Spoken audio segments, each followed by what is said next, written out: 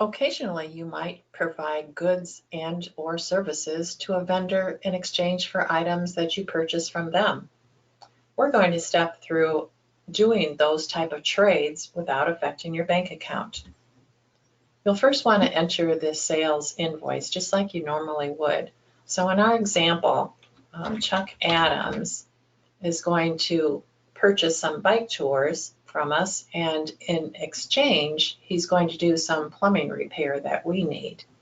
So we're going to go to our invoice and to our bike tour item that we have, and he's going to purchase for, and we'll say $75 each, and so he has $300 of bike tours that he's purchasing from us, and we're going to save that invoice.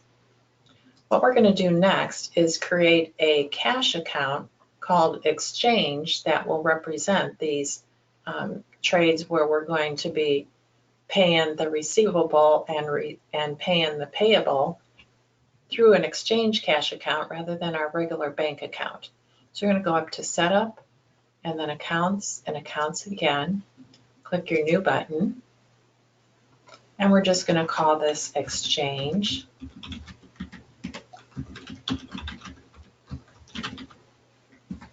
And we'll give it the type of assets, and the category is cash. And that's really all we need in that account. You might want to put an account number there. We're going to save this. And then we might also want a particular payment term if we're using payment terms in our receipts to identify receipts that are cash and receipts that are check or credit card. We're going to make a special payment term too. So we're going to go up to Setup, General, and Payment Terms, and click New, and we're going to call this Exchange.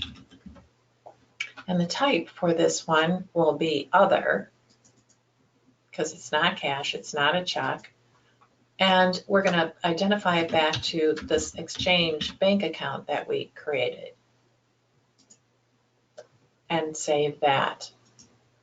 Okay, next, there are two ways that we can handle the purchase. If you know that you're going to exchange this right away and you haven't entered a vendor invoice already, then we can go right to our receipts screen and select the person that we're doing business with. His Apply to Open Invoices comes up.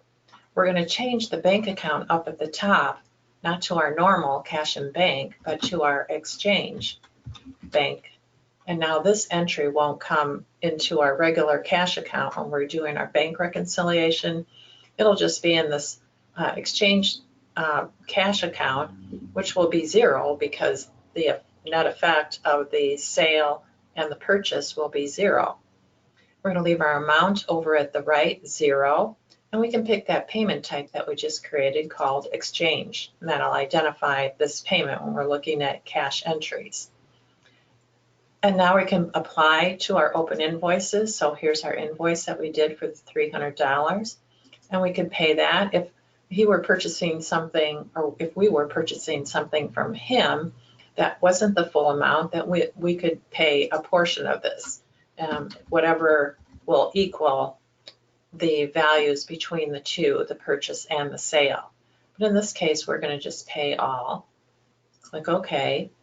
And now on our next line, if we haven't created the vendor invoice already, then we can just identify what it is that he's doing for us. So he's doing some repair. So we have a repair and maintenance expense account. It defaulted to our $300. That's really all we need to do. We can go to the detail and put in here that it was a plumbing repair. And if there were any other details here, if we wanted an associate account of what he repaired, we could put that. We're just going to click OK.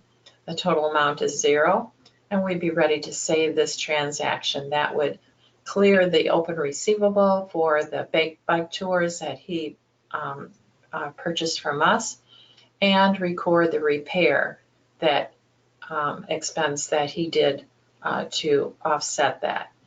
We're ready to save.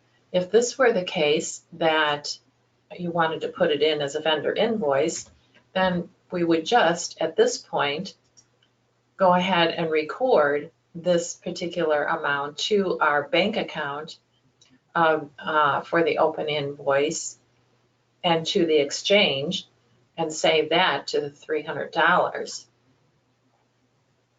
That would increase that exchange account for $300. And now we would want to put in our vendor invoice to the same person, Chuck Adams, and for the repairs, oops, there we go, our repair. And we're going to go to the detail again and put in our notation of plumbing repair, and that it is $300. And we're ready to create that invoice. That creates the invoice, and now we can go to the payments and again pick our exchange cash account up there to Chuck Adams and apply our invoice. And we're going to pay this all again. Click OK and adjust amount because I didn't start with a 300 at the top, and save that. That makes our exchange account 0 again, and it also has cleared that vendor invoice with that payment. And that is how you can handle your exchanges between vendors you might have where you're exchanging between the two of you.